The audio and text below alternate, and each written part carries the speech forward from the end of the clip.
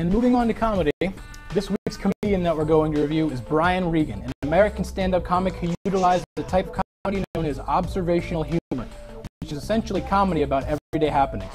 He turns many of the simpler things in life into something that just about anyone can find humor in, as well as relate to. Whether it be Brian's addiction to Fig Newtons, his tales of woe from the emergency room, or his take on his own childhood, Brian masters this style of humor with such a level of comfort and experience that you can't help but love it. Many observational comedians would agree that he is quite a hard act to follow. Entering the world of stand-up comedy in the 1980s by recommendation of his football coach, this South Florida native spent his days paying his dues and working hard, in turn winning him the Miller Lite Funniest Person in New York award, getting him $10,000. He continued clawing his way through the underground circuit for the next decade.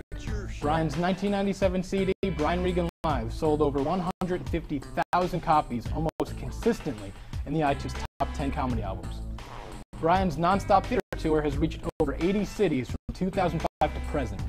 He uses facial expressions as a comedic weapon, and his style of comedy is clean as he tries to avoid any off-color jokes, making him a great watch for all ages.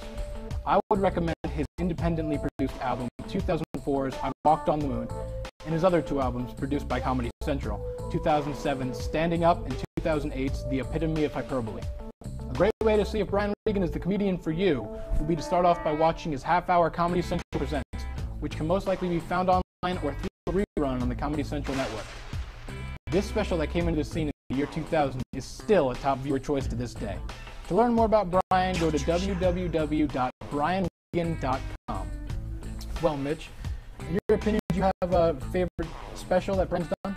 I first saw Standing Up, and to this day it still remains my favorite of his specials. Oh, it definitely is. Do you have a favorite bit? I always enjoy the Cranberry Man bit. The Cranberry Man bit from the Comedy Central Presents, right? Yeah. Good choice, definitely a good choice. Well, this has been Culture Shock. And you've just been shocked.